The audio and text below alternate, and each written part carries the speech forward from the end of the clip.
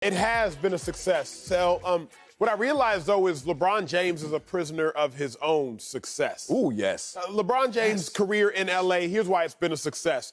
He won a title. Even if he doesn't win a title this year, that is one championship in 4 years. Now, keep in mind, LeBron James has 4 championships total in his 19-year career. That is roughly one championship every 4.3 years. 4.3? LeBron James winning a chip in 4 years is on pace. Actually, it's a better pace than the entirety of LeBron James' top 2, top 3 all-time career.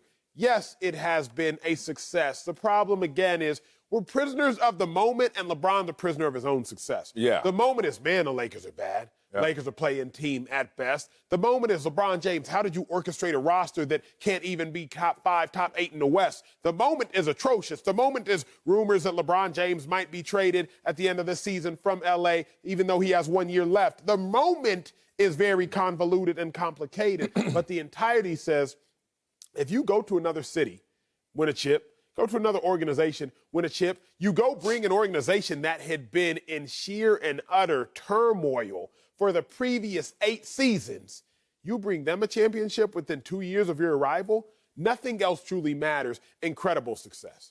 Yes, incredible success. And we can't overstate how incredible his success has been. Let me give it to you a different way.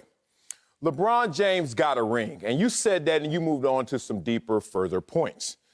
I want to stay on that point. Please do. Because in the last 4 years, I want to just echo out the names of those who have won a ring. His name is Kevin Durant, best player in the league. His name is Kawhi Leonard, best player on my team when he's playing. His name is Giannis. You say his last name because that's your favorite player. And we just said LeBron James. That's it. LeBron James' old ass is keeping up with them young studs, and that's what he's done for the Los Angeles Lakers. So a lot of times when you're trying to determine someone's greatness, and once you get into a relationship, Acho, you'll understand this dynamic. When you're in a relationship, there are moments, contentious moments, really. Like, I would say 10% of a relationship is just working out the issues, right? Whether it's an argument, whether it's a difference of opinion, or it's just like, I don't want to do this, but okay, I will. And in those moments, you have to have this mindset, this equation run through your head. I wonder if my significant other knows how great I am. So you always start to contemplate, well, how great would it be without me? Okay. Now, that usually goes to this. It will be pretty bad. Let's look at the Los Angeles Lakers without LeBron James. Let's look at the Los Angeles Lakers before LeBron James. To show how great LeBron is, we're going to show how bad it was before LeBron got here. That's what I told Anna Marie last night. Here we go. Lakers failed to win more than 35 games in the 5 seasons prior to LeBron's arrival. That's right, Anna Marie. How was your ex? Not me. Here we go. 5 seasons prior to LeBron James. I wonder what team had the worst record in the NBA. Can't shoot at the Clippers? The Los Angeles Lakers were the worst team in the entire NBA before Bron showed up. Now, let's not just talk about how productive he's been on the court. Let's not just talk about the championship he put in the rafters. Let's talk about what I like the most, that money. He affected the box office. He affected the economy. Ticket sales and prices went up 400+%. 400+%. Do not let that go by you easily. They said that the LeBron James effect, not only we saw it in Cleveland and how when he left, oh my God, things went to despair, but the boost, and this is not a normal boost. This is the Los Angeles Lakers, the greatest brand in basketball already. Taking a huge hit in terms of the win-loss column, now taking a huge bump and boost because LeBron James decided to bring his services to Los Angeles. Huge success. Huge amounts of success on and off the court. Here's the point I love the most, Sel, is this. What? To anybody who would say it's not a success, then you have to ask yourself why, right? Because LeBron James, who is he in competition with to be the greatest of all time? Michael Jordan. LeBron James in competition with Michael Jordan.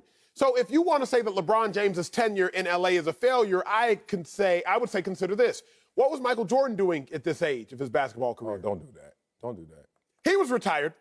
So LeBron James, while Michael Jordan was retired at this age, LeBron James was out here winning chips. Now, again, we all know the quotes. The only true failure would be to not explore at all. Defeat is not the worst of failures. Not to have tried is the true failure. It's better to have tried and failed than never to have tried at all. LeBron James, even though he's only gotten one chip in LA, he's still acquiring chips at an age in which the greatest of all time just said, you know what, I'm done. Now, he didn't just say I'm done because he came back to play for the Wizards. So in my mind, I'm not saying and looking at this LeBron James tenure in LA as a failure because everything in life is a relative experience. Okay. So what is a relative experience? Relative to the greatest basketball player who has ever played the game in Michael Jordan, LeBron James was winning chips while Michael Jordan was retired from the game of basketball. So if you want to look at Michael Jordan compared to the greatest who has ever done it, then LeBron James is still outdoing the greatest who has ever done it at this age. So while LeBron is losing, I'm not going to look at LeBron and say, man, you lost. I'm going to look at LeBron and say, man, you tried and you even won in the midst of your trial. I'll look at it again, Sal. I remember the SAT. When I was taking the SAT. What'd you get? It was, I don't even remember. I got good. Oh, I hate when they don't remember. They remember a lot before that, but they don't remember the SAT score. 3 digits. You ain't get 4. Definitely got. I think I got an 1180. Oh, now you remember. That was fast. I think I got an 1180. You ain't got a lot. Look, I will look it up, and Can you bet. I can. I know people. Look, when I was taking the SAT, okay, you got punished more for answering a question incorrectly than not answering a question at all. It was the most backwards logic ever. Yeah. Hey, if you don't answer, you'll get less of a punishment than if you answer and if you answer wrong. Since then, they have updated that methodology. In the same breath, I'm not going to punish LeBron James for doing what even the greatest of all time opted not to do, and LeBron James still won in the midst of it. Great point. Business, brand, box office, ball, all a success by LeBron James. No other way to look at it. Now, I'm not going to come up here and do kumbaya. I can't do it because I know there is a chorus of people out there saying this hasn't been a success. And they have a valid point because they're using this, I think, as their comp.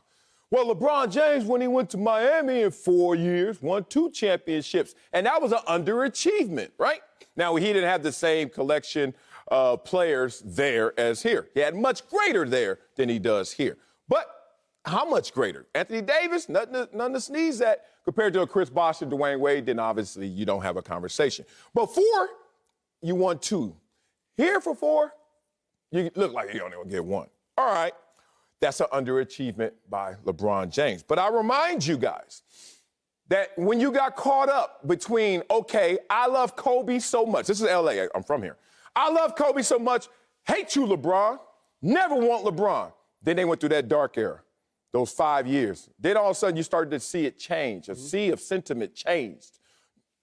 LeBron wouldn't be half bad. Then all of a sudden it went to begging LeBron James to come here. LeBron James arrives. But LeBron James told you that he was landing with a different mindset than he did in Miami. He said, this is more than basketball in terms of my decision. More than basketball. It was a family decision. It was a business decision.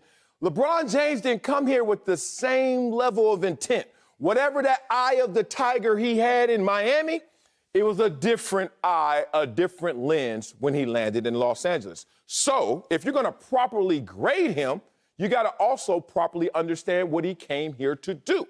And what he did was help the brand, which was starting to lose its luster. He helped the economy, and he helped this team win another championship. When I remind you, they had the worst record in the NBA. They went from rags to riches like that. So everything he's done has been a success. But for those out there who are still naysayers, I hear a little of their point. I hear more than a little of it. You do? I hear more than a little of it. Oh, let's go. I'm just on Team LeBron, so I got my hear it, but I got my ears clogged. I'm trying to. If you are looking at LeBron James, you got to look at it like this. If you are the greatest basketball player to have ever played the game, then I need you to come to L.A. and not suck, at least. And remember, the year before he won the chip, they didn't make the playoffs. He got hurt. Sure. What they got to do with anything? What do you mean he got hurt? I'm not there. Before he won the chip, they didn't make the playoffs. Then you come back, you win the chip. Then the next year after, you get eliminated in the first round. Then this year, you're a play-in team. So Anthony Davis got hurt. I hear both sides. I got 2 ears for a reason. I hear both sides. It's not about all the excuses. It's about, okay, LeBron James, you didn't even make the playoffs, so you weren't even one of the top 16 teams, so one could argue in the league. Then you win a chip. Then the next year you get eliminated in the first round. Now this year, hopefully you make the playoffs. The only real reason you could argue it as a failure is that when you were bad, you were terrible. And LeBron James has never been terrible over the course of his career. Remember, LeBron James finished in first place or in second place for 9 out of 10 consecutive seasons. First or second. There was no third. Now all of a sudden the Lakers are the 16th, 17th best team in the NBA, the 20th best team in the NBA. So if you were going to categorize his tenure in LA as a failure, it's not because he didn't win. It's because when you lost, you were terrible. Because as it stands right now, Sel, the Lakers are atrocious. We can talk about the booming economy all we want, but this Lakers team is laughable. And I think that is the only grounds to stand on for categorizing it as a failure. Yeah. Look, injuries obviously play a part, right? Like, if you don't have your horses, don't ask me to race. Like, don't ask me, and don't put a bet on this race because the horse that you should bet on is not out there. Anthony Davis was hurt this year again. When Anthony Davis was healthy, they won a championship. Then you got LeBron when he was hurt. So I think I hate to be this guy, there are 3 breakfast balls. There's 3 mulligans you could throw in there right now. But here's a case to support what you just said. LeBron, when he was in Cleveland, they had 4 straight seasons of winning over 50 games. And he's come to L.A., they've only done that once. Now, they won 1 championship to the point it feels like a little Eli Manning. Like, either you do it all or, man, what are you doing in terms of team success? And it's just not what LeBron James is used to doing typically. Here's the Lakers' record since LeBron joined the Lakers. 158 and 125. 550. LeBron James, 550? Some would say that, but to me, money comes first, brand comes second, ball comes third. Check, check, check.